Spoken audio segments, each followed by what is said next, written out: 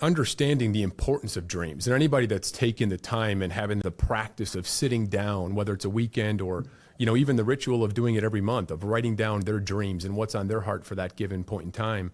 Why do you think that so many leaders in the business world still confuse and there's a disparity between it's what's best for the organization only, and hey, we can sit here and talk about your dreams as a team member, but at the end of the day, I don't see the correlation with me as a leader and as the organization. I don't see the benefit in helping you embark on a journey of becoming a better version of yourself. Why do you think there's such a disparity there? Well, first thing I would say is that statistically, those leaders have now been proven wrong. I think that certainly at Floyd, with all this data we have around the Dream Manager program and how it has impacted the businesses where it has been implemented, you just statistically, you can't argue with it anymore. But I think we have to look at the history here. Essentially, since the Industrial Revolution, a group of people, a group of thinkers, a group of leaders have been trying to separate the personal from the professional. That's impossible to do. Okay, not difficult, impossible. It's never going to happen. Our most recent blunder with that, and it was a catastrophic blunder that we continue to deal with every day in the corporate world, was the concept of work-life balance, which was developed by a British psychologist in the 80s.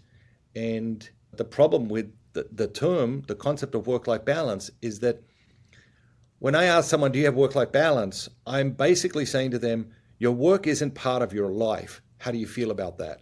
Nobody's going to feel good about that if that's the paradigm you set up. The problem is that work is part of our life. It's a big part of our life. It's an important part of our life. It can be an incredibly fulfilling and satisfying part of our life and should be wherever possible. And to tell people that their work isn't part of their life is lunacy. It's ridiculous. And again, it's this industrial revolution trying to separate the personal from the professional. You can't do it. It can't be done. It's never going to be done. We'll come up with another version of that and we will fail again. There are always going to be leaders who are managing the balance sheet, and on the balance sheet, when you look at the assets column, your people aren't on the balance sheet. And so when leaders are managing a balance sheet, they don't think about people because they look at the assets and the people aren't on the assets of the balance sheet. And the reality is the people are the assets, the biggest assets of any organization. And that leader is never going to be able to get that. But I think that there is a leadership developing, and I would say in a very hopeful way, in a very positive way. I think it's much more available now today and than it was even 10 years ago, and certainly 20 years ago, where leaders realize, okay, the scariest idea in business, in my opinion, is that an employee who has a highly dysfunctional personal life is a worse employee than an employee that has a highly functioning personal life. Okay?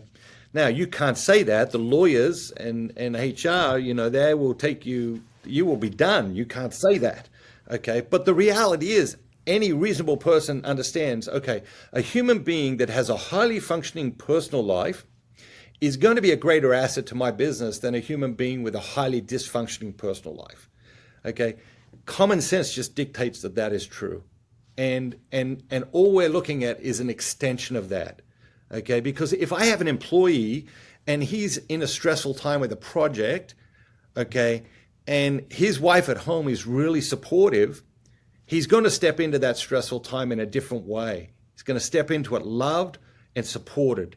If I have a guy who is in a really stressful time for a project and his wife at home is not supportive, okay, he's going to struggle in that project. He might still get it done, but the cost to him, to his marriage, to the organization, and to the project are going to be significant. And so what has happened is the overwhelming trend in society is people's lives are becoming more dysfunctional.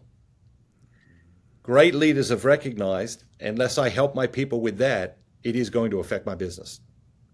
My people, when they're looking for intelligence, when they're looking for innovation, when they're looking for creativity, when they're looking for passion and purpose, they draw from the same bucket, whether they're drawing it for personal ends or professional ends. So great leaders understand it's coming from the same bucket. All we have to do is work out what fills up the bucket.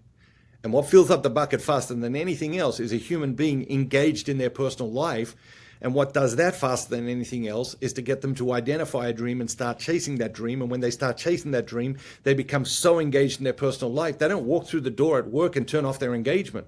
They bring that personal engagement to their professional life. And that is ultimately where the enormous benefit for businesses is for serving their people in these ways. And it can be laid out, it can be proven statistically, it can be proven economically. It just isn't even a discussion anymore. But you're always going to have that other type of leader who is just managing the balance sheet and particularly the short-term balance sheet in an environment where share prices are, fluctuating on the worst kind of data on the planet, which is basically gossip, rumor, innuendo.